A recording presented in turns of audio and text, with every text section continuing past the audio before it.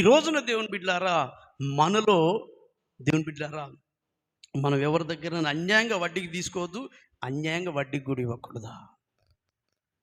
ఎవరికైనా ఇచ్చేది ఉంటే మర్యాద వాళ్ళ డబ్బులు వాళ్ళకి ఇచ్చేసేయండి. ఎవరి దగ్గర మనం బాకీ ఉండొద్దు, ఇచ్చేసేయాలి.